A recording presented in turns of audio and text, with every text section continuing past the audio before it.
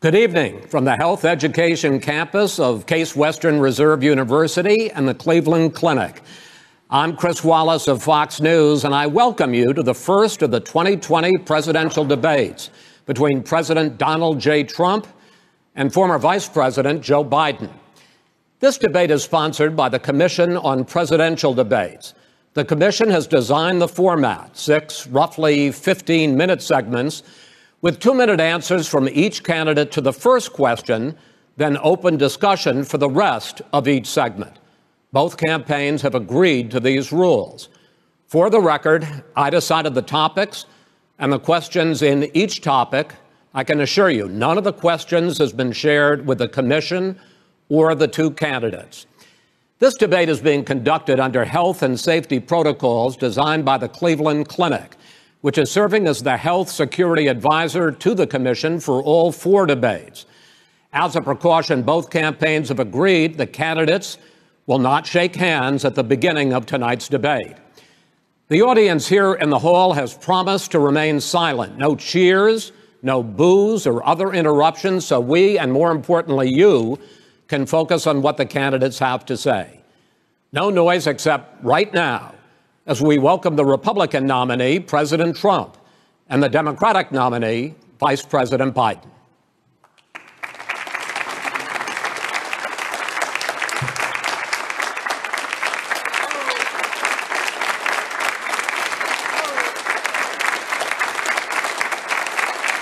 How you doing, man? How are you? I'm well.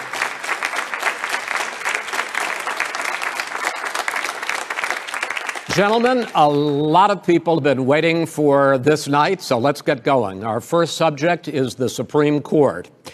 President Trump, you nominated Amy Coney Barrett over the weekend to succeed the late Ruth Bader Ginsburg on the court. You say the Constitution is clear about your obligation and the Senate's to consider a nominee to the court. Vice President Biden, you say that this is an effort by the president and Republicans to jam through an appointment and what you call an abuse of power. My first question to both of you tonight: why are you right in the argument you make and your opponent wrong? And where do you think a Justice Barrett would take the court? President Trump, in this first segment, you go first. 2 minutes. Thank you very much, Chris. I will tell you very simply, we won the election. Elections have consequences. We have the Senate, we have the White House, and we have a phenomenal nominee, respected by all, top academic, good in every way, In fact, some of her biggest endorsers are very liberal people from Notre Dame and other places. So I think she's going to be fantastic. We have plenty of time, even if we did it after the election itself. I have a lot of time after the election, as you know. So I think that she will be outstanding. She's going to be as good as anybody that has served on that court. We really feel that. We have a professor at Notre Dame, highly respected by all, said she's the single greatest student he's ever had. He's been a professor for a long time at a great school. And we won the election, and therefore we have the right to choose her. And very few people knowingly would say otherwise. And by the way, the Democrats, they wouldn't even think about not doing it. If they had, the only difference is they'd try and do it faster. There's no way they would give it up. They had Merrick Garland, but the problem is they didn't have the election, so they were stopped. And probably that would happen in reverse also. Definitely it would happen in reverse. So we won the election, and we have the right to do it, Chris. President Trump, thank you. Same question to you, Vice President Biden. You have 2 minutes. Well, first of all, thank you for doing this, and looking forward to this, Mr. President. Thank you, Joe. The American people have a right to have a say in who the Supreme Court nominee is, and that say occurs when they vote for United States senators and when they vote for the President of the United States. They're not going to get that chance now because we're in the middle of an election already. The election has already started. Tens of thousands of people have already voted. And so the thing that should happen is we should wait. We should wait and see what the outcome of this election is, because that's the only way the American people get to express their view is by who they elect as president and who they elect as vice president. Now, what's at stake here is the president's made it clear he wants to get rid of the Affordable Care Act. He's been running on that. He ran on that, and he's been governing on that. He's in the Supreme Court right now trying to get rid of the Affordable Care Act, which will strip 20 million people from having insurance, health insurance now, if it goes into court. And the justice, and I'm not opposed to the justice. She seems like a very fine person. But she's written before she went on the bench, which is her right, that she thinks that the Affordable Care Act is not constitutional. The other thing that's on the court, and if it's struck down, what happens? Women's rights are fundamentally changed. Once again, a woman could be pay more money because she has a pre-existing condition of pregnancy. They were able to charge a woman more for the same exact procedure a man gets. And that ended when we, in fact, passed the Affordable Care Act. And there's 100 million people who have pre-existing conditions, and they'll be taken away as well. Those pre-existing conditions, the insurance companies are going to love this. And so it's just not appropriate to do this before this election. If he wins the election and the Senate is Democrat or Republican, then he goes forward. If not, we should wait until February. All right. There aren't 100 million people with pre-existing conditions. As far as the say is concerned, the people already had their say. Okay, Justice Ginsburg said very powerfully, very strongly, at some point 10 years ago or so, she said a president and the Senate is elected for a period of time, but a president's elected for 4 years. We're not elected for 3 years. I'm not elected for 3 years. So we have the Senate, we have a president. He's elected to the next election. During that period of time, we have an opening. I'm not elected for 3 years. I'm elected for 4 years. And the 100 million people, Joe, the 100 million people is totally wrong. I don't know where you got that number. The bigger problem that you have is that you're going to extinguish 180 million people with their private health care that they're very happy with. That's simply not true. Well, you're certainly going to socialist. You're going to socialist medicine. We're now into, gentlemen, we're now into open discussion. Open discussion. Open discussion. Yes, I agree. Go ahead, Vice President. Number White. one, he knows that what I proposed. What I proposed is that we expand Obamacare and we increase it. We do not wipe any. And one of the big debates we had with 23 of my colleagues trying to win the nomination that I won were saying that Biden wanted to allow people to have private insurance still. They can. They do. They will under my proposal. It's not what you've said, but and it's not what your party has said. That is simply your party a lie. Doesn't say it. Your party wants to go socialist medicine. My party is and me. Socialist right healthcare. Now, I am and the they're going to dominate Party. you, Joe. You know that. I am the Democratic Party right now. The platform of the Democratic Party is what I, in fact, approved of. What I approved of. Now, here's the deal. The deal is that it's going to wipe out pre-existing conditions. And by the way, the 200,000 people that have died on his watch, how many of those have survived? Well, there's 7 million people that contracted COVID.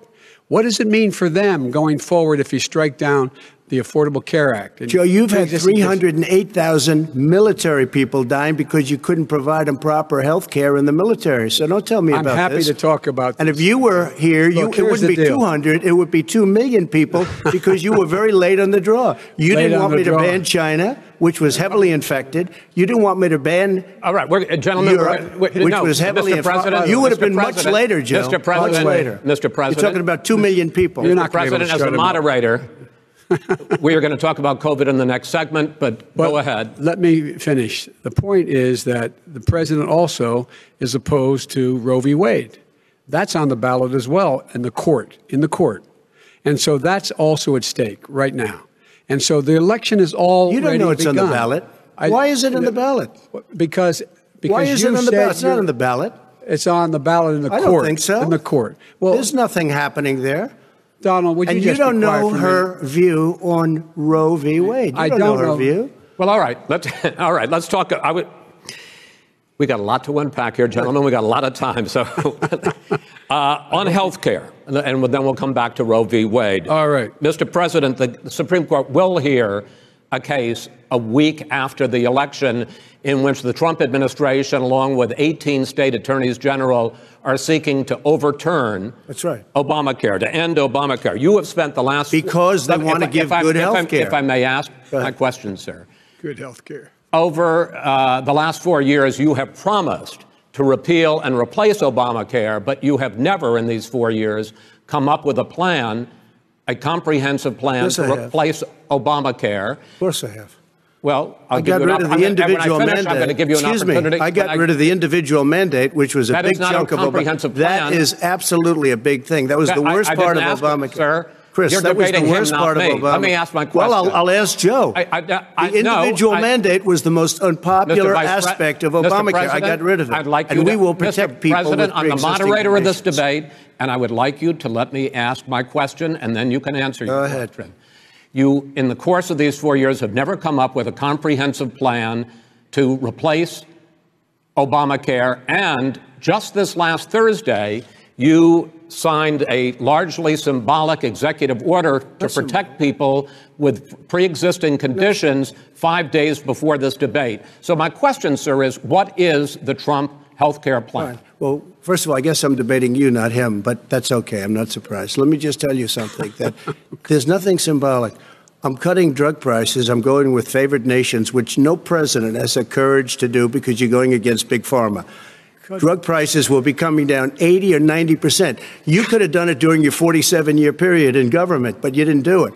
Nobody's done it. So we're cutting health care. All of the things that we've done, insulin. I give you an example. Insulin. It was destroying families, destroying people. The cost, I'm getting it for so cheap.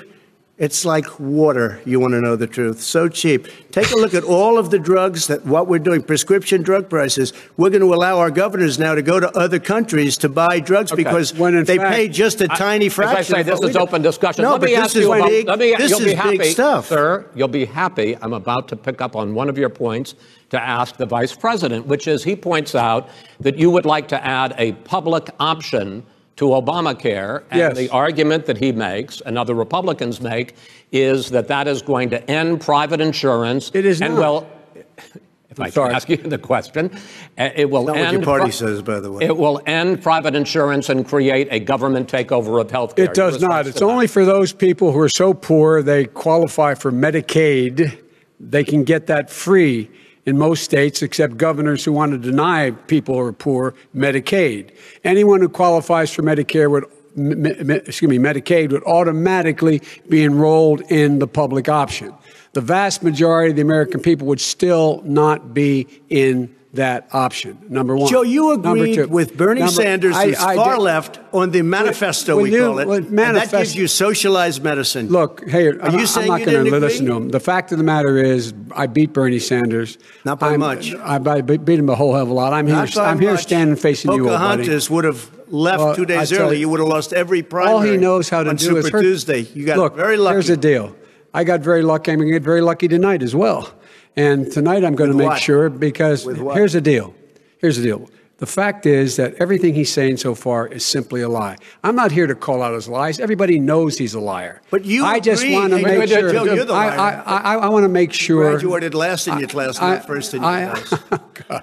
I want to make sure. Mr. President, can you let him finish, sir? No, he doesn't know how to do that.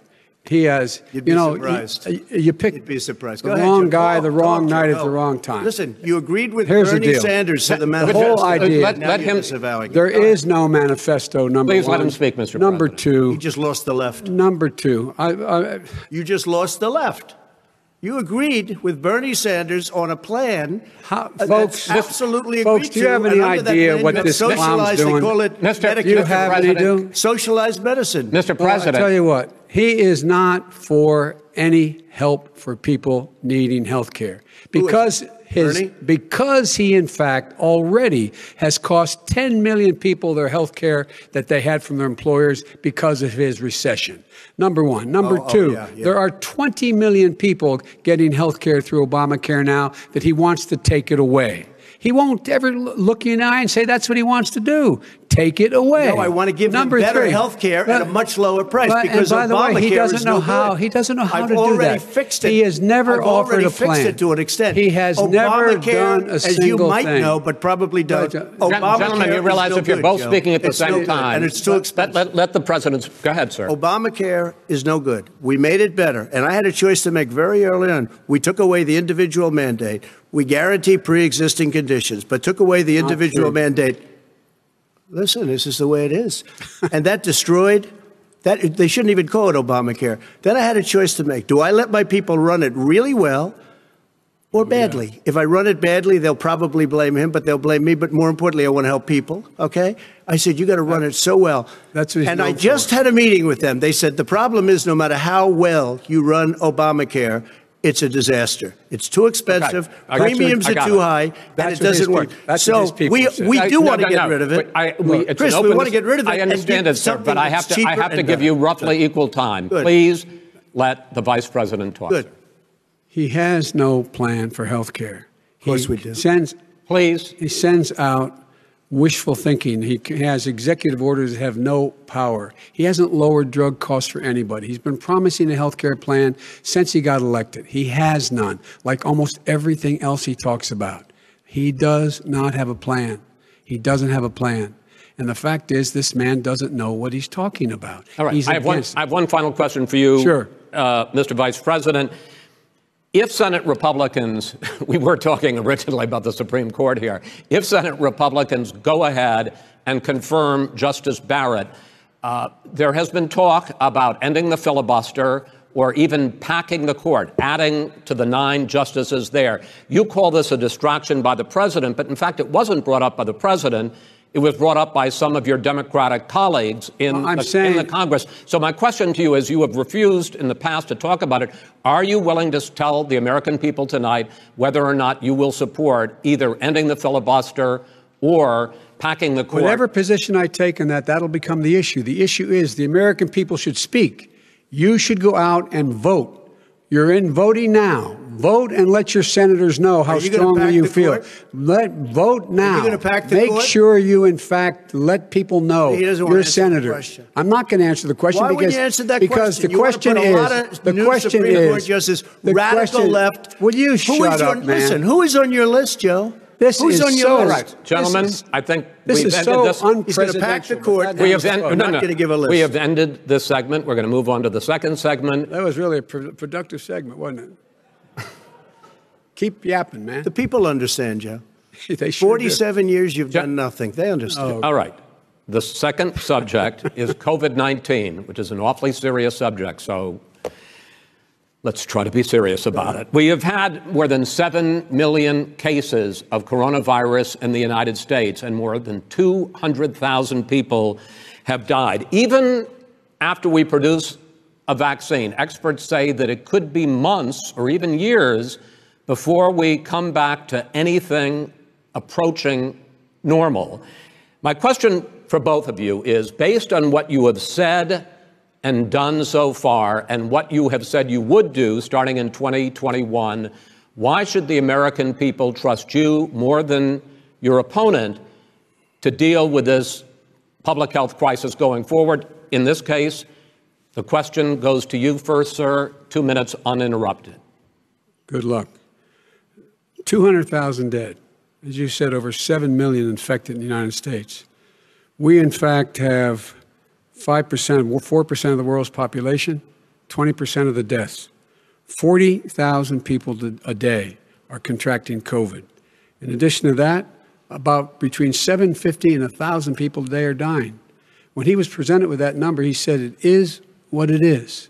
Well, it is what it is because you are who you are. That's why it is. The president has no plan.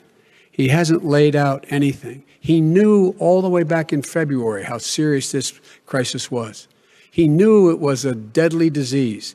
What did he do? He's on tape as acknowledging he knew it. He said he didn't tell us or give people a warning of it because he didn't want to panic the American people. You don't panic. He panicked. In addition to that, what did he do? He went in and we were insisting that the Chinese, the people we had on the ground in China should be able to go to Wuhan and determine for themselves how dangerous this was. He did not even ask Xi to do that. He told us what a great job Xi was doing. He said we owe him a debt of gratitude for being so transparent with us. And what did he do then?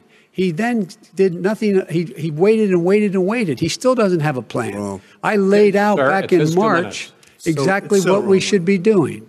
And I laid out again in July what we should be doing. We should be providing all the protective gear possible. We should be providing the money the House has passed in order to be able to go out and get people the help they need to keep their businesses open schools. It costs a lot of money. You should get out of your bunker and get out of the sand trap and get in your golf course and go in the Oval Office and bring together the Democrats and Republicans and fund what needs to be done now to save lives. So if we would have listened to you. You have 2 minutes, sir. If we would have listened to you, the country would have been left wide open. Millions of people would have died, not 200,000. And one person is too much. It's China's fault. It should have never happened. They stopped it from going in, but it was China's fault. And by the way, when you talk about numbers, you don't know how many people died in China. You don't know how many people died in Russia. You don't know how many people died in India. They don't exactly give you a straight count, just so you understand. But if you look at what we've done, I closed it and you said he's xenophobic. He's a racist and he's xenophobic because you didn't think I should have closed our country. Wait a minute. It says 2 minutes. You didn't think we should have closed our country because you thought it was terrible. You wouldn't have closed it for another 2 months. By my doing it early, in fact, Dr. Fauci said, President Trump saved thousands of lives. Many of your Democrat governors said, President Trump did a phenomenal job. We worked with the governor. Oh, really? Go take a look. The governors said I did a phenomenal job. Most of them said that. In fact, people that would not be necessarily on my side said that. President Trump did a phenomenal job. We did. We got the gowns. We got the masks. We made the ventilators. You wouldn't have made ventilators. And now we're weeks away from a vaccine. We're doing therapeutics already. Fewer people are dying when they get sick. Far fewer people are dying. We've done a great job. The only thing I haven't done a good job, and that's because of the fake news. No matter what you say to them, they give you bad press on it. It's just fake news. They give you good press. They give me bad press because that's the way it is, unfortunately. But let me just tell you something. I don't care. I've gotten used to it.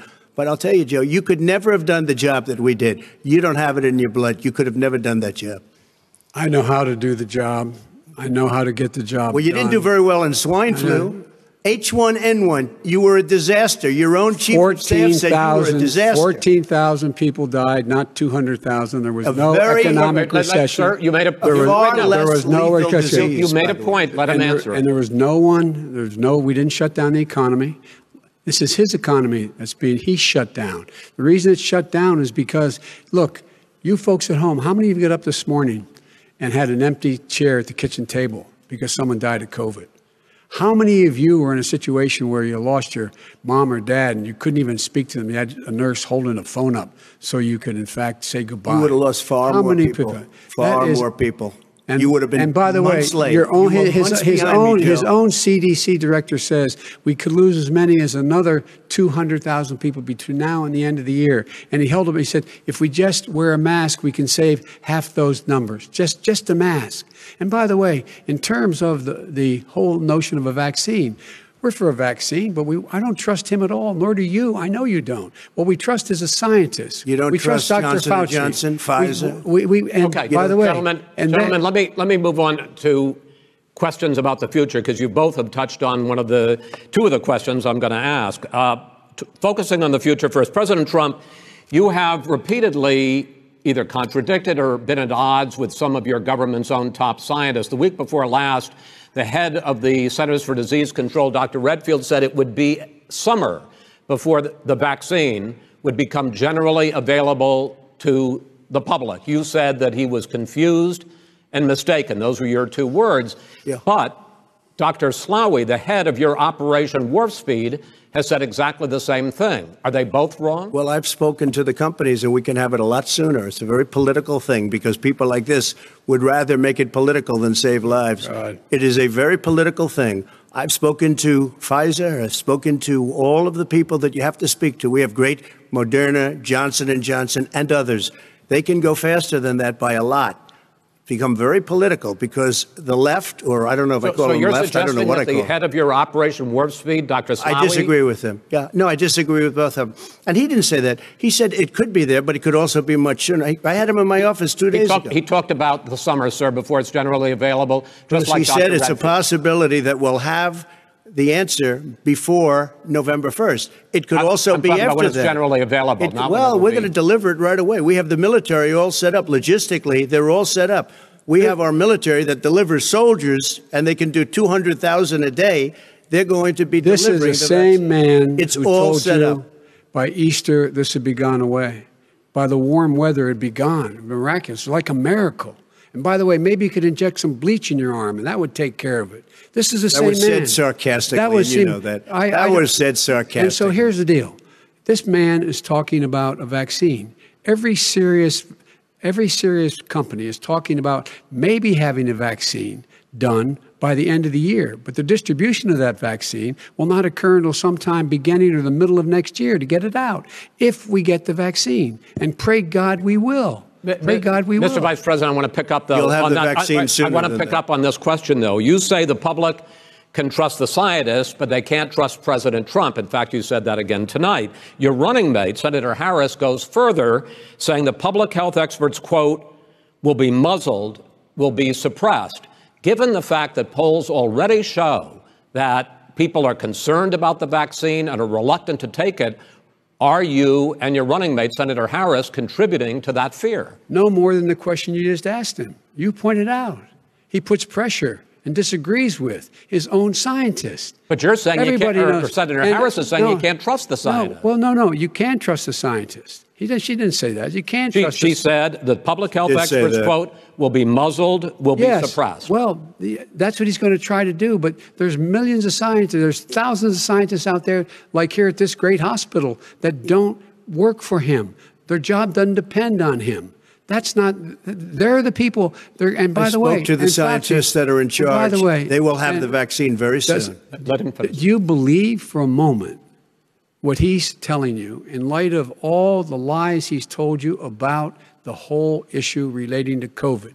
He still hasn't even acknowledged that he knew this was happening, knew how dangerous it was going to be back in February, and he didn't even tell you. He's on record as saying it. He panicked or he just looked at the stock market, one of the two, because guess what? A lot of people died, and a lot more are going to die unless he gets a lot smarter, a lot quicker. Mr. President? Did you use the word smart?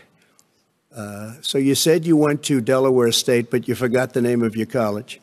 You didn't go to Delaware State. You graduated either the lowest or almost the lowest in your class. Don't ever use the word smart with me. Don't ever use that word. Oh, give me a break. Because you know what? There's nothing smart about you, Joe. 47 years, you've done nothing. Let's have this debate. And if you would have had, let me just tell you something, Joe. No, if you would have had the charge of what I was put through, I had to close the greatest economy in the history of our country. And by the way, now it's being built again. See, and it's going up fast. We're going to get to the economy in the next segment, sir. Okay. It's going up fast. Okay. When it comes to how the virus has been handled so far, the two of you have taken very different approaches, and this is going to affect how the virus is handled going forward by whichever of you ends up becoming the next president. I want to quickly go through several of those. Reopenings. Vice President Biden, you have been much more reluctant than President Trump about reopening the economy and schools. Why, sir? Because he doesn't have a plan. If I were running, I know what the plan is. You've got to provide these businesses the ability to have the money to be able to reopen with the PPE as well as with the sanitation they need. You have to provide them plastic. Tell that to Nancy Pelosi. Well, he's just shush for a minute. Tell it to Nancy Pelosi and Schumer. By the way, Chuck. Nancy Pelosi and Schumer, they have a plan. He won't even meet with them. The Republicans won't meet with the Senate. And he sits on his golf course. And literally, think about it. You probably play more than I do, Joe. What about this question of reopenings and the fact? Well, he wants to shut down this country. And I want to keep it open. And we did a great thing by shutting it down. Wait a minute, Joe. Let me shut you down for a second, Joe, just for 1 second. He wants to shut down the country. We just went through it. We had to because we didn't know anything about the disease. Now we found that elderly people with heart problems and diabetes and different problems are very, very vulnerable. We learned a lot. Young children aren't. Even younger people aren't. We've learned a lot. But he wants to shut it down. More people will be hurt by continuing. If you look at Pennsylvania, if you look at certain states that have been shut down, they have Democrat governors all. One of the reasons they're shut down is because they want to keep it shut down until after the election on November 3rd. I want to move on to another subject. I want to move on to another subject.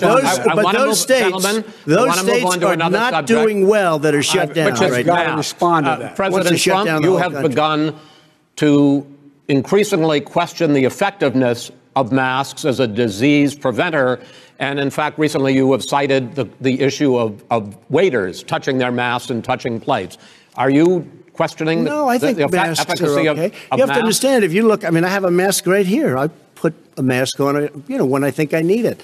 Tonight, as an example, everybody's had a test, and you've had social distancing and all of the things that you have to. But I Just wear like your masks rally. when needed. When needed, I wear masks. Okay, let me ask. I don't wear masks like him. Every time you see him, he's got a mask. He could be speaking 200 feet away from it. He shows up with the biggest mask I've ever seen. I will say Vice President Biden, go ahead, sir. Look, the way to open businesses is give them the wherewithal to be able to open. We provided money. The Congress. But I was asking you, sir, about masks. Well, masks make a big difference. His own head of the CDC said if we just wore masks between now, everybody wore masks in social distance between now and January, we'd probably save up to 100,000 lives. It matters. And they've also said the opposite. They've also said no serious person said the opposite. They've also said, well, look serious. at Dr. Fauci. Dr. Fauci said the He opposite. did not I say want to the ask you, opposite. we got a said little very bit more than a strongly, minute left in this masks segment. are not good. Then he changed his mind. He said masks are good. I'm okay with masks. I want to ask you both about one last subject, because your different approaches has even affected the way that you have campaigned. President Trump, you're holding large rallies with crowds packed together, thousands of people. Outside, yes, sir, agreed. Vice President Biden, you are holding much smaller events with... Because nobody will show up. People with... Well, it's true. Nobody shows up to his rallies. All right. In any case, why you holding the big rallies? Why you not? You go first, sir. Because people want to hear what I have to say. I mean, But are you not worried about it spreading as a disease? president, and I'll have 35,000 people show up at airports. We use airports. Are you not worried about we the have disease a lot of issue, people. sir? Well, so far, we have had no problem whatsoever. It's outside. That's a big difference, according to the experts. And we do them outside. We have tremendous crowds, as you see. I mean, and literally on 24 hours notice. And Joe does the circles and has 3 people someplace. Okay. By the way, did you see sir. one of the last big rallies he had? And a reporter came up to him to ask him a question. He said, no, stand back. Put on your mask. Put on a mask. Have you been tested? I'm way far away from those other people. That's what he said. I can't. I'm going to be okay.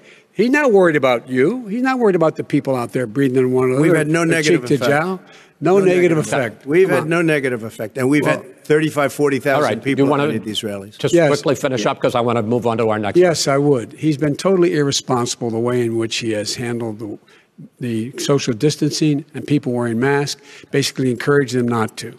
All right. He's a fool on this. If you could get the crowds, you would have done the same thing. But you can't. Nobody cares. Gentlemen, can we move on to the cares. Gentlemen, can we move on to the economy? Yes. The economy is, I think it's fair to say, recovering faster than expected from the shutdown. Much faster. In the second quarter, the unemployment rate fell to 8.4% last month.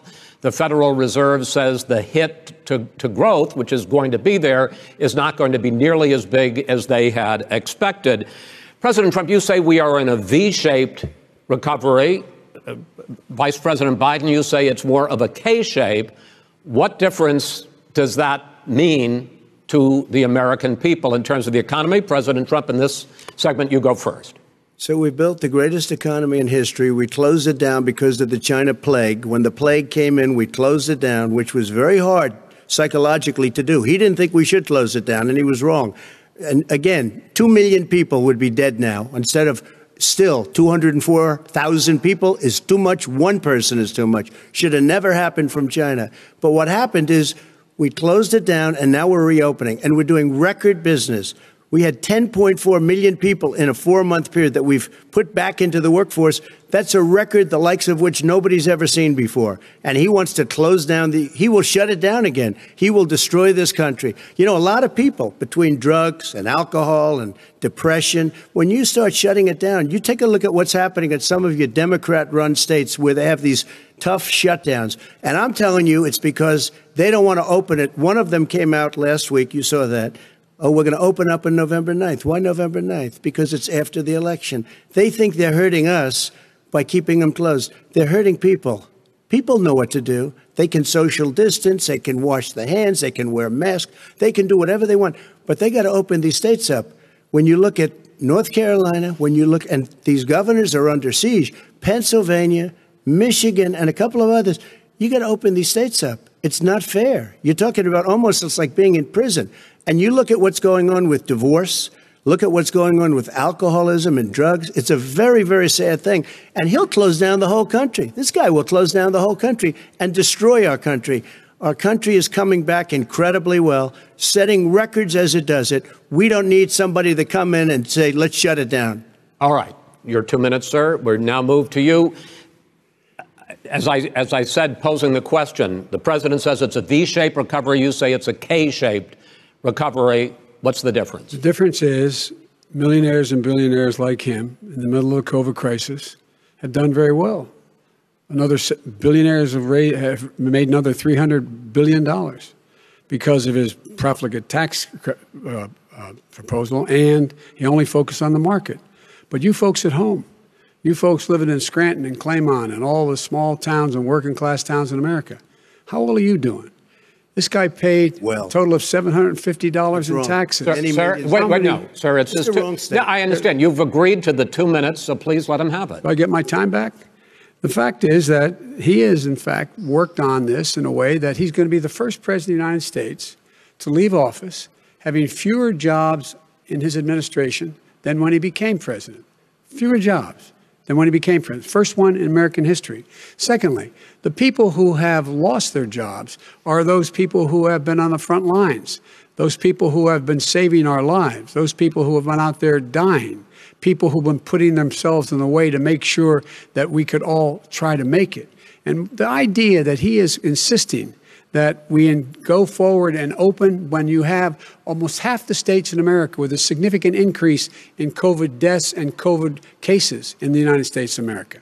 And he wants to open it up more. Why does he want to open it up? Why doesn't he take care of the American? You can't fix the economy until you fix the COVID crisis. And he has no intention of doing anything about making it better for you all at home in terms of your health and your safety. Schools. Why aren't schools open? Because it costs a lot of money to open them safely. You know, they were going to give, his administration was going to give the teachers and school students masks. And then they decided, no, couldn't do that because it's not a national emergency. Not a national emergency. They've done nothing to help small businesses. Nothing. They're closing. 1 in 6 is now gone. He ought to get on the job and take care of the needs of the American people so we can open safely. All right. Your time is up, sir. Well, we are going to get to... I have to respond to that. Well, you both had 2 minutes, sir. Excuse me, he made a statement. So did you. People want their schools open. They don't want to be shut down. They don't want their state shut down. They want their restaurants. I look at New York. It's so sad what's happening in New York. It's almost like a ghost town. And I'm not sure it can ever recover what they've done in New York. People want their places open. They want to get back to their lives. They'll be careful, but they want their schools open. Okay. I'm the one that brought back football. By the way, I brought back Big Ten football. It was me, and I'm very happy to do it. And all right, people of Ohio are very proud of me. And you know how I found out? When he took the phony ad. We're going to get to your economic plans going forward in a moment. But first, Mr. President, as you well know, there's a new report that in 2016, the year you were elected president, and 2017, your first year as president, that you paid $750 a year in federal income tax each of those years. I know that you pay a lot of other taxes, but I'm asking you the specific question. Is it true that you paid $750 in federal income taxes each of those 2 years? I paid millions of dollars in taxes, millions of dollars of income tax.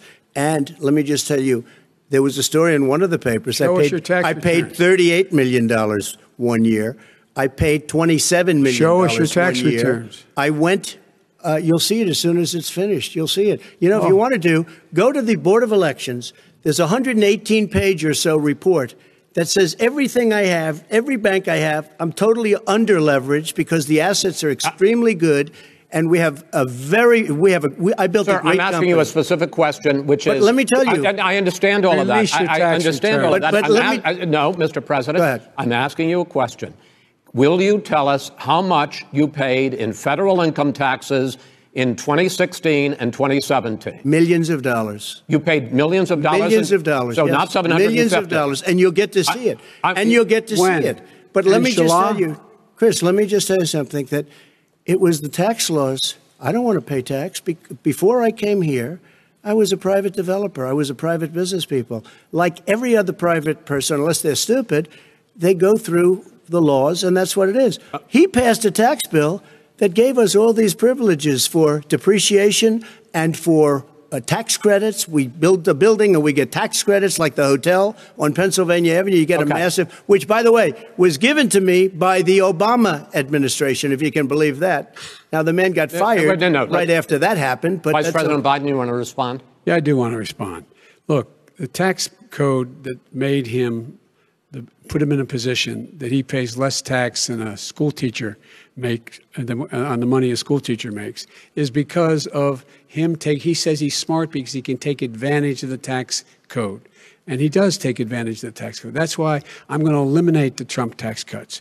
And I'm going to eliminate those tax cuts and make sure that we invest in the people who, in fact, need the help. People out there need help. But why didn't you do it over the last 25 years? Because you weren't president. Because you weren't president screwing things up. You were a senator. And You're the worst president America has ever had. Hey, Come Joe, on. let me just tell you, Joe. I've done more in 47 months. I've done more than you've done in 47 years, Joe. We've done things that you never even thought of doing, including fixing the broken military that you gave me, including taking care of your vets. Mr. President, we're talking about the economy. I'd like to ask you about your plans going forward because, Mr. Vice President, your economic plan, if you were to be elected president, focuses a lot on big government, big taxes, big spending. I want to focus first on the taxes. You propose more than $4 trillion over a decade in new taxes on individuals making more than $400,000 a year and on corporations. President Trump says that kind of an increase in taxes is going to hurt the economy as it's just coming out of a recession. Well, just take a look at what the analysis done by Wall Street firms. Points out that my economic plan would create 7 million more jobs than his in 4 years, number one. And number two, it would create an additional $1 trillion in economic growth because it would be about buying American. That we're going to make the federal government spend $600 billion a year on everything from ships to steel to buildings and the like. And under my proposal, we're going to make sure that every penny of that has to be made by a company. But respectfully, sir, I'm talking about taxes, not spending. By the way, I'm going to eliminate a significant number of the tax. I'm going to make the corporate tax 28%. It shouldn't be 21%. You have 91 companies, in the Fortune 500 who don't pay a single penny in tax, making billions of dollars. Why didn't you do it before when you were vice president with Obama? Because you, in fact, passed that. That was your tax proposal. I got it done. And you know what happened? Yeah, you got it done. Our economy boomed like it's never boomed. The economy is busted. Let me finish. Mr. President, let me pick up on that. You would continue your free market approach, lower taxes, more deregulation, correct? Not lower taxes for American people. Excuse me. But in Obama's, you talk about the economy booming. It turns out that in Obama's final 3 years as president, more jobs were created, 1.5 million more jobs than in the first 3 years of your presidency. They had the slowest recovery economic recovery since 1929. It was the slowest recovery. Also, they took over something that was down here. All you had to do is turn on the lights and you pick up a lot. But they had the slowest economic recovery since 1929. Let me tell you about the stock market. When the stock market goes up, that means jobs. It also means 401ks. If you got in, if you ever became president with your ideas, you want to terminate my taxes, I'll tell you what, you'll lose half of the companies that have poured in here will leave, and plenty of companies that are already here, they'll leave for other places. They will leave, and you will have a depression, the likes of which you've never seen. Look, we inherited the worst recession short of a depression in American history. I was asked to bring it back. We were able to have an economic recovery that created the jobs you're talking about. We handed him a booming economy. He blew it. It wasn't booming. He blew it. It wasn't booming. It was the weakest recovery since 1929. Is it fair to say he blew it when fact, when there was record low unemployment before COVID? Yeah, but because what he did, even before COVID, manufacturing went in the hole. Manufacturing went in a hole. Excuse number me, one. Chris. Wait. Number two. Chris. Number three. They said it would take. No, you're on number two. No. Chris. They said it would take a miracle to bring back manufacturing. I brought back 700,000 jobs. They brought back nothing. They gave up on manufacturing. Part of my standard fare. I'm the guy that brought back the automobile industry. All right, let him. We brought back. I was asked to bring back Chrysler and General Motors. We brought them back right here in the state of Ohio and Michigan. He blew it. They're gone. He blew it. And in fact, they're going. Ohio had the best year it's ever had last year. Michigan had the best year they've ever had. That is not Many true. car companies came in from Germany, from Japan, went to Michigan, went to Ohio. They're not having that. And they didn't come in with you. Mr. Vice President, go ahead. And so you take a look at what he's actually done. He's done very little. His trade deals are the same way. He talks about these great trade deals. You know, he talks about the art of the deal. China's perfected the art of the steal. We have a higher deficit with China now than we did before. We have the highest trade deficit with Mexico. China ate your lunch. All right, gentlemen. China ate your lunch, Joe. And no wonder your son goes in and he takes out billions of dollars. Takes out billions of dollars to manage. He makes millions of dollars. And also, while we're at it, why is it, just out of curiosity, the mayor of Moscow's wife gave your son $3.5 million. What did he do to deserve it? What did he do with Burisma to deserve $183,000? You've asked your question, let him answer. None of that is true. Oh, really? He didn't get $3.5 million? Mr. President, totally, Mr. President, please. Totally discredited. Totally discredited. And by the way, well, wait, he didn't get $3.5 million, Joe? Mr. Vice, he got $3.5 million. That is not true. Oh, really? Mr. President, it's an open discussion, please. It's a fact. Well, you have raised an issue. Let the Vice President answer. Discredited. Did Burisma pay him $183,000 a month with no experience in energy? Mr. President, my son did nothing wrong at Burisma. I think he did. Mr. President, let him answer. He doesn't want to let me answer because he knows I have the truth. His position has been totally, thoroughly discredited. By who? In Ukraine. The media? By everybody. Well, by the media, by our allies, by the World Bank, by everyone has discredited. Matter of fact, even the people who testified under oath. So let me ask you this, Joe. No, go ahead, Mr. I'm listening to you. He got $3.5 million from Moscow. He testified under oath in his administration, said, I did my job and I did it very well. Oh, I really? did it I'd honorably. like to know who they are. Well, I'll give you the list of the people who testified. No, go ahead, sir. Sure, you've already fired most of them because they did a good job. Some people don't do a good job. With you, go ahead. Wait a minute. You get the final word, Mr. Well, it's hard to get any word in with this clown. Excuse me. Hey, let me just say, Joe. No. I'm Mr. President. $3.5 million, Joe. That is simply Why did he deserve $3.5 million from Moscow? Look, here's the deal. We want to talk about families and ethics.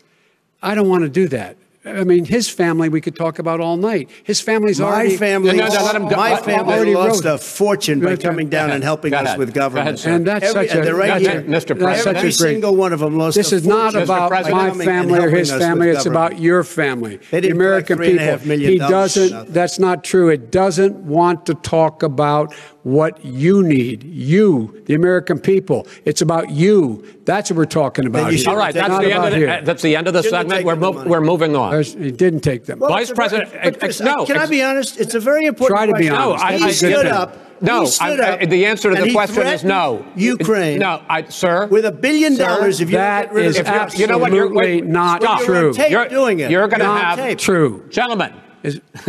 I hate to raise my voice, but it seems to be. Why should I be different than the two of you? So here's the deal. Good point. We have 6 segments. We have ended that segment. We're going to go to the next segment. In that segment, you each are going to have 2 uninterrupted moments. In those 2 uninterrupted minutes, Mr. President, you can say anything you want. I'm going to ask a question about race, but if you want to answer about something else, go ahead. But I think that the country would be better served if we allowed both people to speak with fewer interruptions. I'm appealing to you, sir, to do that. Well, and him too. Well, frankly, you've been doing more interrupting than he has. That's all right, but he does plenty. Well, less than, sir, less than plenty. No, less than you have. Let's please continue on. The issue of race. Vice President Biden, you say that President Trump's response to the violence in Charlottesville 3 years ago, when he talked about very fine people on both sides, was what directly led you to launch this run for president. Oh, yeah, sure. President Trump, you have often said that you believe you have done more for black Americans than any president, with the possible exception of Abraham Lincoln. My question for the two of you is, why should voters trust you rather than your opponent to deal with the race issues facing this country over the next 4 years? Vice President Biden, you go first.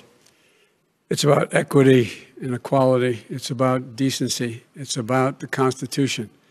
And we have never walked away from trying to require equity for everyone, equality for the whole of America. But we've never accomplished it. But we've never walked away from it like he has done. It is true. The reason I got in the race is when those people, close your eyes, remember what those people look like coming out of the fields carrying torches, their veins bulging, just spewing anti-Semitic bile, and accompanied by the Ku Klux Klan. A young woman got killed. And they asked the president what he thought. He said there were very fine people on both sides. No president's ever said anything like that. It is who's now, second point I'd make to you is that when Floyd was killed, when Mr. Floyd was killed, there was a peaceful protest in front of the White House. What did he do? He came out of his bunker, had the military use tear gas on him so he could walk across to a church and hold up a Bible. And then what happened after that? The bishop of that very church said that it was a disgrace. The general who was with him said all he ever wants to do is divide people, not unite people at all. This is a president who has used everything as a dog whistle to try to generate racist hatred, racist division. This is a man who, in fact, you talk about helping African Americans. 1 in 1,000 African Americans has been killed because of the coronavirus. And if he doesn't do something quickly, by the end of the year, 1 in 500 will have been killed. 1 in 500 African Americans. This man is the savior of African Americans. This man cares at all. This man's done virtually nothing. Look, the fact is that you have to look at what he talks about. You have to look at what he did. And what he did has been disastrous for the African-American community. So, President Trump, you have 2 minutes. Why should Americans trust you over your opponent to deal with racism? He did a crime bill, 1994, where you call them super predators, African Americans, the super predators, and they've never forgotten it. They've never forgotten it, Joe. No, sir, it's his 2 minutes. So you did that, and they call you a super predator, and I'm letting people out of jail now that you have treated the African American population community, you have treated the black community about as bad as anybody in this country. You did the 1990, and that's why, if you look at the polls, I'm doing better than any Republican has done in a long time, because they saw what you did. You call them super predators, and you've called them worse than that, because you look back at your testimony over the years, you've called them a lot worse than that. As far as the church is concerned, and as far as the generals are concerned, we just got the support of 250 military leaders and generals, total support. Law enforcement, almost every law enforcement group in the United States. I have Florida, I have Texas, I have Ohio, I have Portland. The sheriff just came out today and he said, I support President Trump. I don't think you have any law enforcement. You can't even say the word law enforcement, because if you say those words, you're going to lose all of your radical left supporters. And why aren't you saying those words, Joe? Why don't you say the words law enforcement? Because you know what? If they called us in Portland, we would put out that fire in a half an hour, but they won't do it because they're run by radical left Democrats. If you look at Chicago, if you look at any place you want to look, Seattle, they heard we were coming in the following day, and they put up their hands, and we got back Seattle. Minneapolis, we got it back, Joe, because we believe in law and order, but you don't.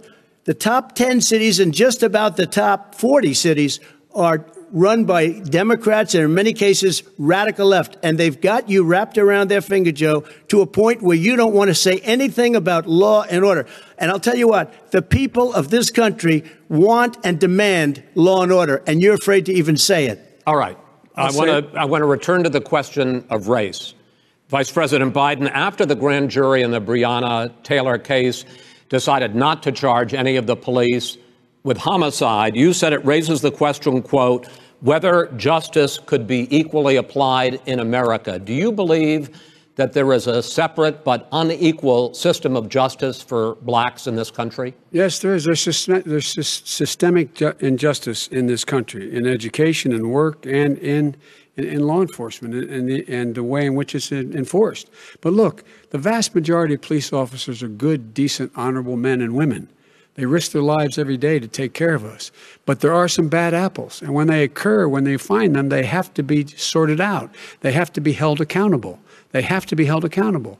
And what I'm going to do as President of the United States is call together an entire group of people at the White House, well, everything from the civil rights groups to the police officers, to the police chiefs, and we're going to work this out. We're going to work this out so we change the way in which we have more transparency in when these things happen. These cops aren't happy to see what happened to George Floyd. These cops aren't happy to see what happened to Breonna Taylor. Most don't like it. But we have to have a system where people are held accountable. And by the way, violence in response is never appropriate. Never appropriate. Peaceful protest is. Violence is never appropriate. All right. What is peaceful protest? When they run through the middle of a town and burn down your stores and kill people all over the place, that and you is say not peaceful protest? President Trump, No, it's I'm not asking. but you say it is. President Trump, I'd like to continue with the issue of race. I promise we're going to get to the issue of law and order in a moment. Fine. This month, your administration directed federal agencies to end racial sensitivity training that addresses white privilege or critical race theory. Why did you decide to do that, to end racial sensitivity training? And do you believe that there is systemic racism in this country, sir? I ended it because it's racist. I ended it because a lot of people were complaining that they were asked to do things that were absolutely insane, that it was a radical revolution that was taking place in our military, in our schools, all over the place, and you know it, and so does everybody else. Radical, and he would know. What is radical totally about racial sensitivity training, sir? If you were a certain person, you had no status in life. It was sort of a reversal. And if you look at the people, we were paying people hundreds of thousands of dollars to teach very bad ideas and, frankly, very sick ideas. And really, they were teaching people to hate our country. And I'm not going to do that. I'm not going to allow that to happen. We have to go back to the core values of this country. They were teaching people that our country is a horrible place, it's a racist place, and they were teaching people to hate our country. And I'm not going to allow that to happen. Vice President Biden? Nobody's doing that. He's the racist. You just don't know. Here's the deal. I know a lot more about this than he does. Let him finish. The fact is that there is racial insensitivity. People have to be made aware of what other people feel like, what insults them, what is demeaning to them. It's important that people know they don't want to. Many people don't want to hurt other people's feelings, but it makes a big difference.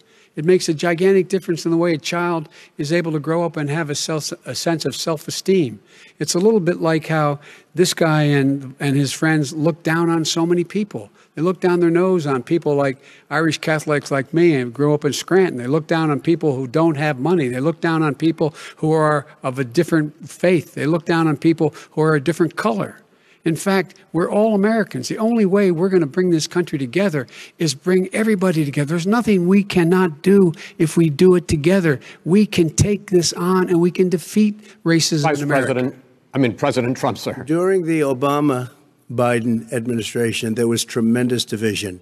There was hatred. You look at Ferguson, you go to many places. Look at Oakland. Look what happened in Oakland. Look what happened in Baltimore. Look what happened. Frankly, it was more violent than what I'm even seeing now. Oh, my but Lord. The reason is that ridiculous. The Democrats that run these cities don't want to talk like you about law and order. Violent and you crime, still haven't mentioned. Violent Are you crime. in favor of law and order? I'm in favor of law. You follow it. Are you in favor of law and order? Go yes, ahead. I'm in favor. You asked a question. Let him finish. Law and order. Law and order. Let him answer. Law and order with justice, where people get treated fairly. Okay. And the fact of the matter is, violent crime went down 15% in our administration. All right. It's gone up on his watch. Went down much more in ours. All right, we're now. Mr. President, you're going to. Mr. President, every record in the book. Mr. President, you're going to be very happy because we're now going to talk about law and order. Places we had trouble were Democratic-run cities. That's exactly my question. There has been a dramatic increase in homicides in America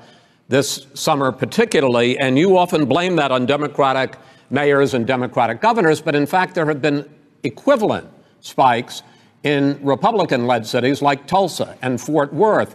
So the question is this really a party issue? I think it's a party issue. You can bring in a couple of examples, but if you look at Chicago, what's going on in Chicago, where 53 people were shot and 8 died shot. If you look at New York, where it's going up like nobody's ever seen anything, the numbers are going up 100, 150, 200%. Crime. It is crazy what's going on. And he doesn't want to say law and order because he can't, because he'll lose his radical left supporters. And once he does that, it's over with. But if he ever got to run this country and they ran it the way he would want to run it, our suburbs would be gone. By the way, our suburbs would be gone, and you would see problems like you've never seen. He would know a suburb unless he took a wrong turn. Oh, I know suburbs. He would not. So much Go ahead. Wait a minute. I was raised in the suburbs. This is not 1950. All these dog whistles on racism don't work anymore. Suburbs are by and large integrated. There's many people today driving their kids to soccer practice and or to black and white and Hispanic in the same car as there have been any time in the past. What really is a threat to the suburbs and their safety is his failure to deal with COVID. They're dying in the suburbs. His failure to deal with the environment. They're being flooded. They're being burned out because his refusal to do anything. That's why the suburbs are in trouble. I do want to talk about this issue of law and order, though. And in the joint recommendation that came from the Biden-Bernie Sanders task force, you talked about, quote, reimagining policing. First of all, what does reimagining policing mean, and do you support? It means. Let me, if I might finish the question. What does reimagining policing mean, and do you support the Black Lives Matter call for community control of policing? Look, what I support is the police having the opportunity to deal with the problems they face. And I'm totally opposed to defunding the police offices. As a matter of fact, local police, the only one defunding it, his budget calls for a $400 million cut in local law enforcement assistance. They need more assistance. They need, when they show up for a 9/11 call, to have someone with them as a psychologist or psychiatrist to keep them from having to use force and be able to talk people down. We have to have community policing like we had before, where the officers get to know the people in the communities. That's when crime went down. It didn't go up, it went down. And so we have to be engaged. That's not what they're talking about, Chris. That's not what he's talking about, defunding the police. That is not true. He doesn't have any law support. Look, he has no law enforcement support. That's not true. Almost nothing. Look. Oh, really? Who do you have? Name one group that supports you. Name one group that came out and supported you. Go ahead. Think. We have time. We don't have time to do anything. Think about it. Name one law enforcement group that came out and supported gentlemen, you. I think I'm going to take back the moderator's role, and I want to get to another subject, which is the issue of protests in many cities that have turned violent. In Portland, Oregon, especially, we had more than 100 straight days of protests, which I think you would agree. You talk about peaceful protests. Many of those turned into riots.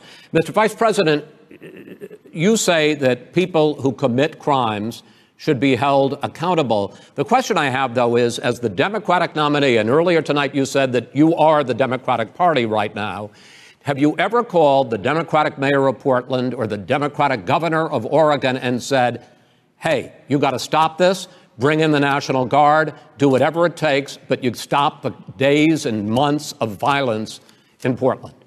I don't hold public office now.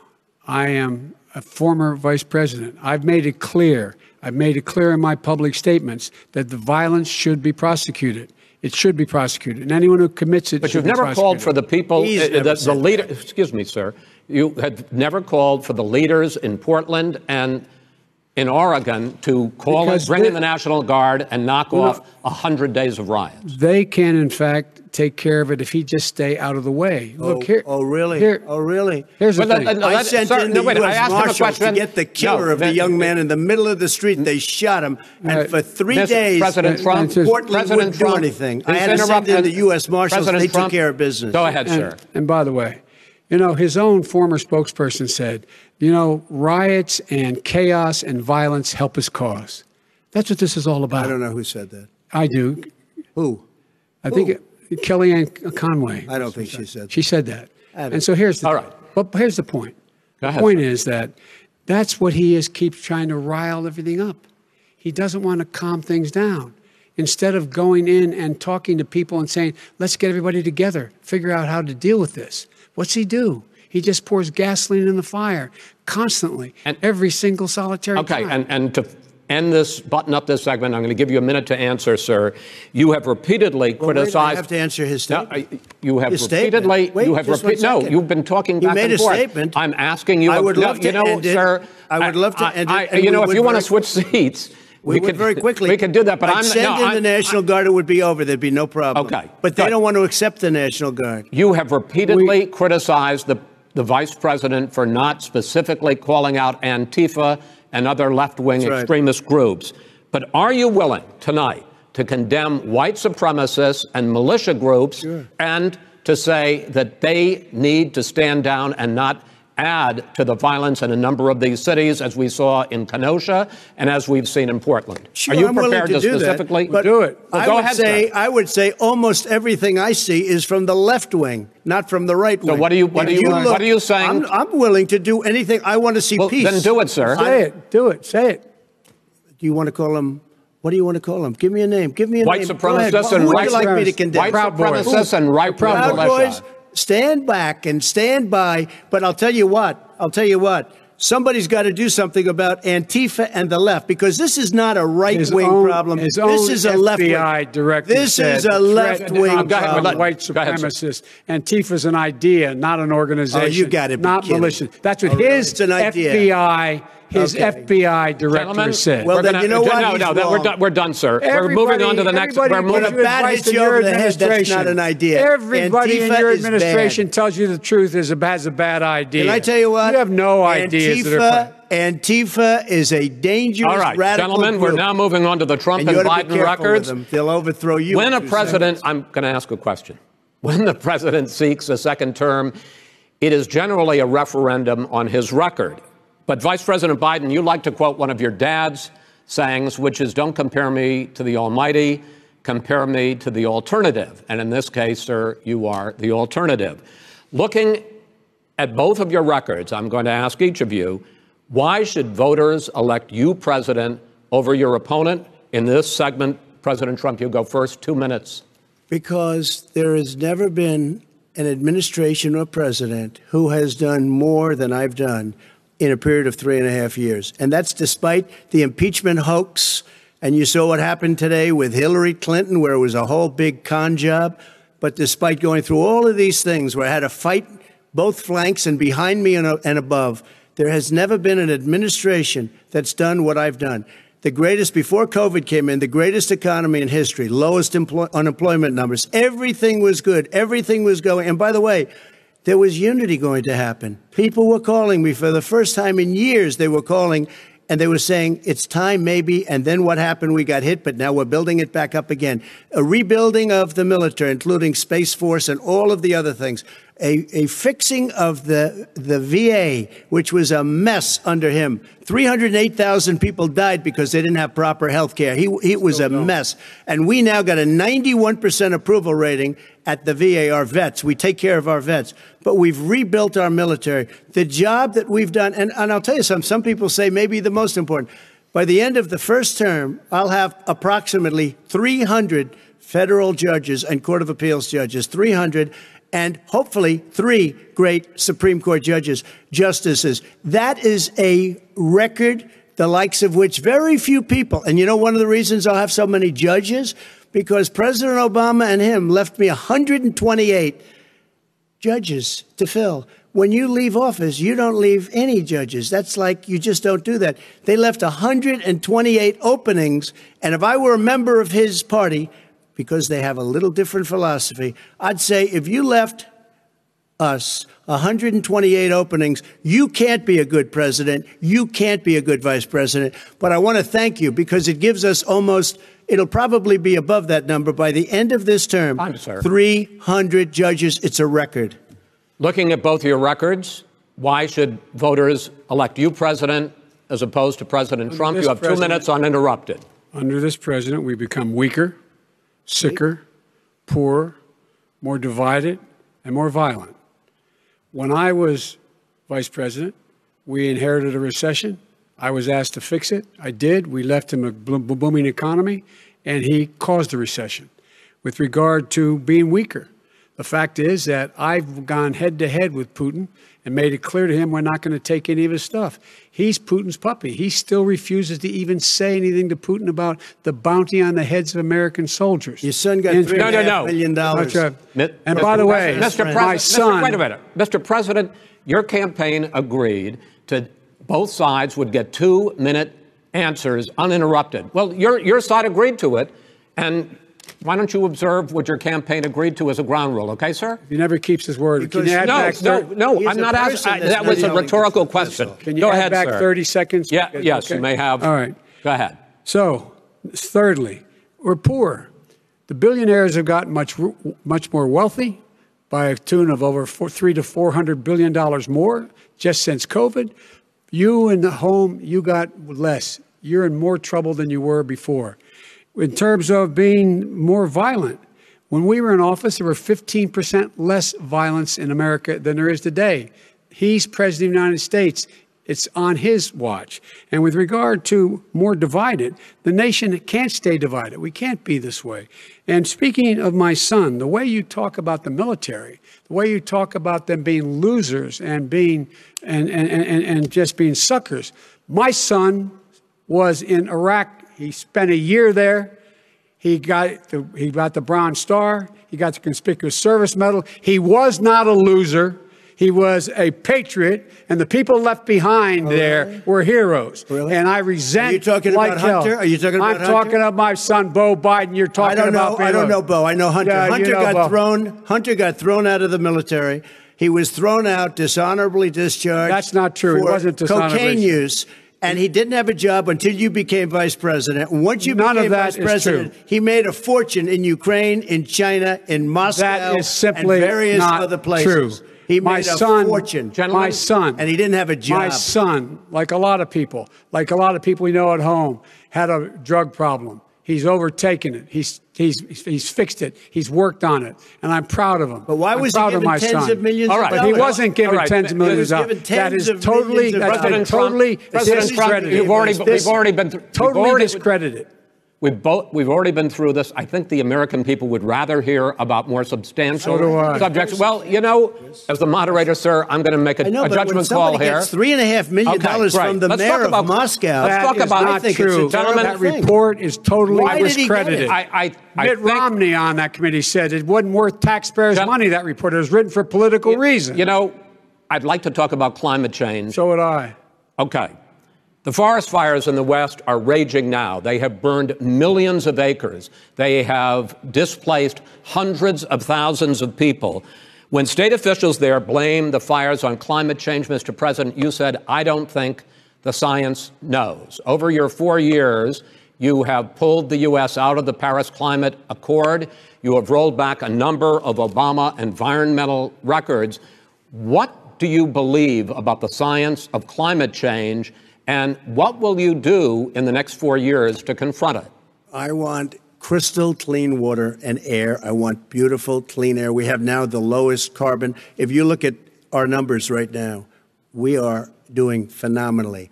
But I haven't destroyed our businesses. Our businesses aren't put out of commission. If you look at the Paris Accord, it was a disaster from our standpoint. And people are actually very happy about what's going on because our businesses are doing well. As far as the fires are concerned, you need forest management in addition to everything else. The forest floors are loaded up with trees, dead trees that are years old, and they're like tinder, and leaves and everything else. You drop a cigarette in there, the whole forest burns down. You've got to have forest management. What do you believe? Got to have cuts. What do you believe about the science of climate change, sir? I believe that we have to do everything we can to have immaculate air, immaculate water, and do whatever else we can that's good. You know, we're planting 1 billion trees, the Billion Tree Project, and it's very exciting for a lot of people. That human pollution, greenhouse gas emissions contributes to the global warming of this planet? I think a lot of things do, but I think to an extent, yes. But I also think we have to do better management of our forests. Every year, I get the call, California's burning. California's burning. If that was cleaned, if that were if you had forest management, good forest management, you wouldn't be getting those calls. You know, in Europe, they live their forest cities. They're called forest cities. They maintain their forests. They manage their forests. I was with the head of a major country. It's a forest city. He said, sir, we have trees that are far more, they ignite much easier than California. There shouldn't be that problem. I spoke with the governor about it. I'm getting along very well with the governor. But I said, you know, at some point, you can't every year have hundreds of thousands of acres of land just burned to the ground. That's burning down because of a lack of management. But, sir, if you believe in the science of climate change, why have you rolled back the Obama Clean Power Plan, which limited carbon emissions in power plants? Why have you relaxed? Because it was driving energy prices through the sky. Why have you relaxed fuel economy standards that are going to create more pollution from cars and trucks? Well, not really, because what's happening is the car is much less expensive and it's a much safer car, and you're talking about a tiny difference. And then what would happen, because of the cost of the car, you would have at least double and triple the number of cars purchased. We have the old slugs out there that are 10, 12 years old. If you did that, the car would be safer. It would be much cheaper by $3,500. In the case of California, they've simply ignored. No, but you would take a lot of cars off the market because people would be able to afford a car. Now, and by the way, we're going to see how that turns out. But a lot of people agree with me, many people.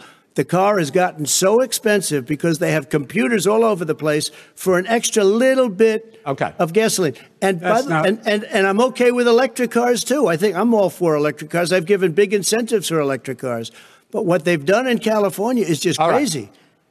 Vice President Biden, I'd like you to respond to the president's climate change record, but I also want to ask you about a concern. You proposed $2 trillion in green jobs. You talk about new limits, not abolishing, but new limits on fracking, ending the use of fossil fuels to generate electricity by 2035, and zero net emission of greenhouse gases by 2050.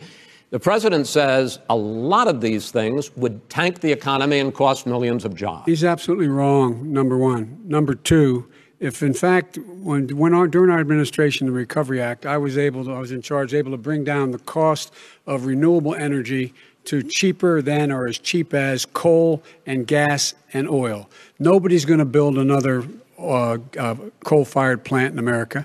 No one's going to build another oil-fired plant in America. They're going to move to renewable energy, number one. Number two, we're going to make sure that we are able to take the federal fleet and turn it into a fleet that's run on their electric vehicles. Making sure that we can do that, we're going to put 500,000 charging stations and all of the highways that we're going to be building in the future. We're going to build an economy that, in fact, is going to provide for the ability of us to take 4 million buildings and make sure that they, in fact, are weatherized in a way that, in fact, they'll emit significantly less gas and oil because the heat will not be going out. There's so many things that we can do now to create thousands and thousands of jobs. We can get to net zero in terms of energy production by 2035. Not only not costing people jobs, creating millions of good paying jobs, not $15 an hour, but prevailing wage, by having a new infrastructure that, in fact, is green. And the first thing I will do, I will rejoin the Paris Accord. I will join the Paris Accord because with us out of it, look what's happening. It's all falling apart. And talk about someone who has no relationship with foreign policy. Brazil, the rainforests of Brazil are being torn down, are being ripped down. More carbon is absorbed in that rainforest than every bit of carbon that's emitted in the United States. Instead of doing something about that, I would be gathering up and making sure we had the countries of the world coming up with $20 billion and say, here's $20 billion. Stop tearing down the forest. And if you don't, then you're going to have significant economic consequences. What about the argument that President Trump basically says that you have to balance environmental interests and economic interests, and he's drawn his line? Well, he hadn't drawn a line. He still, for example, he wants to make sure that methane's not a problem. You can now emit more methane without it being a problem. Methane. This is a guy who says that you don't have to have mileage standards for automobiles that exist now. This is the guy who says that, well, the fact that it's all true. And here's the deal. He's talking about the Green New Deal, and it's not $2 billion or $20 billion, as you said. It's $100 trillion. I'm talking about where they want to rip down buildings and rebuild the building. No, it's the dumbest, most ridiculous. Where airplanes are out of business, where two-car systems are out, where they want to take out the cows too. That's not true either, right? This is a $100 trillion. Look, that's more money than our country could make in 100 years if we're not going to the case. All right, let me destroy our country. because I actually wait a minute, sir. I actually have studied your plan, and it includes upgrading 4 million buildings, weatherizing 2 million homes over 4 years, building 1.5 million energy-efficient homes. So the question becomes, the president is saying, I think some people who support the president would say that sounds like it's going to cost a lot of money and hurt the economy. What it's going to do is going to create thousands and millions of jobs, good-paying jobs. Let him finish, sir. He doesn't know how to do that. $100 billion. The fact is, it's going to create millions of good-paying jobs, and these tax incentives for people to weatherize, which he wants to get rid of. It's going to make the economy much safer. Look how much we're paying now to deal with the hurricanes. By the way, he has an answer for hurricanes. He said maybe we should drop a nuclear weapon on them. They may. I never said that. That's at all. He did say. You made it up. And here's the deal. You make up. We are going to be in a position where we can create hard, good jobs by making sure the environment is clean and we all are in better shape. We spend billions of dollars now, on floods, hurricanes, rising seas. We're in real trouble. Look what's happened just in the Midwest with these storms that come through and wipe out entire sections and counties in Iowa. They didn't happen before. They're because of global warming. We make up 15% of the world's problem. But the rest of the world, we've got to get them to come along. That's why we have to get back into the Paris Accord. All right, gentlemen. Wait a minute, Chris. So why didn't he do it for 47 years? You were vice president. Why didn't you get the world? China sends up real dirt into the air. Russia does. India does. They all do. We're supposed to be good. And by the way, he made a couple of statements. The Green New Deal is $100 trillion. That is not not my plan. That's the Green New you want to Deal rebuild every is building. Not my plan. You want to rebuild every. If he knew anything about, he made a statement about the military. He said I said something about the military. He and his friends made it up, and then they went with it. I never said it. Okay. That is what not he true. did is he you're done in said this segment. he called the military Mr. Vice President, stupid bastards. I and he did said not it on say tape. that. He said Mr. stupid Please, bastards. He said it. Stop. I would never say would that play to the it. military. Play it. Go ahead. Mr. You're on Vice tape. President answered his final question. The final question is, I can't remember which of all his rantings. I'm having a little trouble myself. But and about the economy and about this question of what it's going to cost. The economy. I mean, the Green New Deal and the idea of what your environmental changes will do. The Green New Deal will pay for itself as we move forward. We're not going to build plants that, in fact, are great polluting plants. So do you support the Green New Deal? Pardon me? You support No, I don't support the Green New Deal. Oh, you don't? Oh, well, that's a big statement. I support that means you just the radical left. I support the Biden plan that I put forward. Okay. The Biden plan, which is different than what he calls the radical Green New Deal. All right, gentlemen, final segment, election integrity. As we meet tonight, millions of Americans are receiving mail-in ballots or going to vote early. How confident should we be that this will be a fair election? And what are you prepared to do over the next 5+ weeks? Because it'll not only be to Election Day, but also counting some ballots, mail-in ballots after Election Day. What are you prepared to do to reassure the American people that the next president will be the legitimate winner of this election? In this final segment, Mr. Vice President, you go first. Prepared to let people vote. They should go to iwillvote.com. Decide how they're going to vote, when they're going to vote, and what means by which they're going to vote. His own Homeland Security director, and as well as the FBI director, says there is no evidence at all that mail-in ballots are a source of being manipulated and cheating. They said that.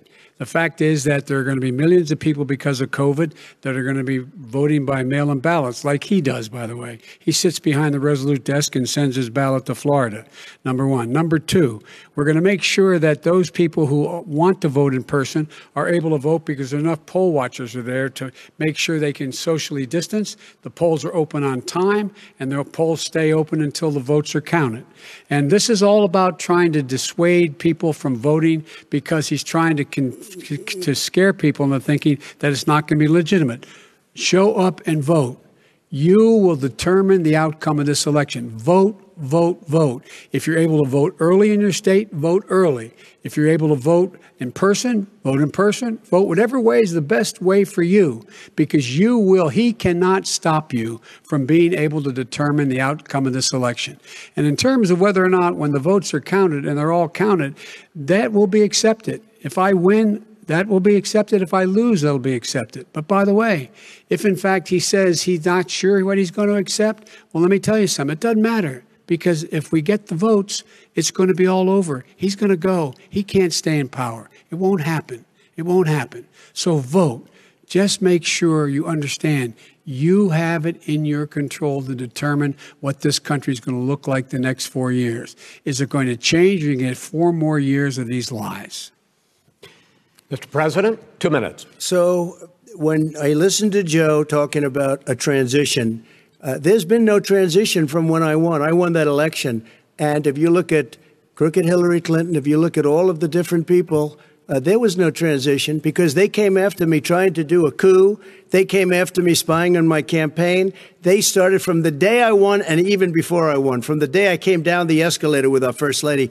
They were a disaster. They were a disgrace to our country. And we've caught them. We've caught them all. We've got it all on tape. We've caught them all. And by the way, you gave the idea for the Logan Act against General Flynn. You better take a look at that, because we caught you in a sense. And President Obama was sitting in the office. He knew about it, too. So don't tell me about a free transition.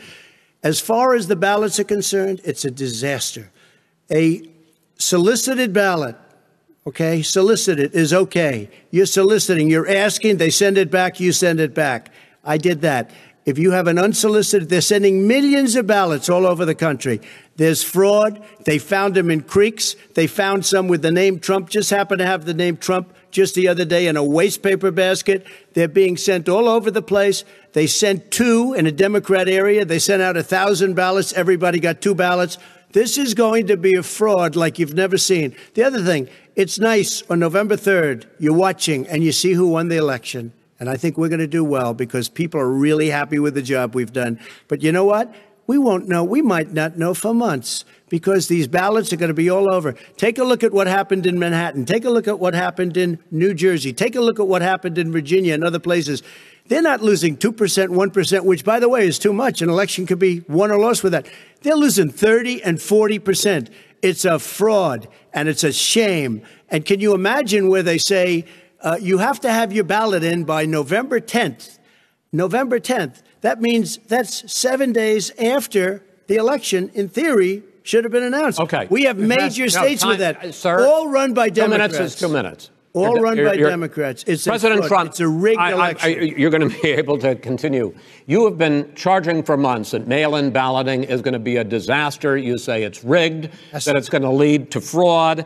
But in 2018, in the last midterm election, 31 million people voted mail-in voting. That was a quarter, more than a quarter of all the voters that year cast their ballots by mail.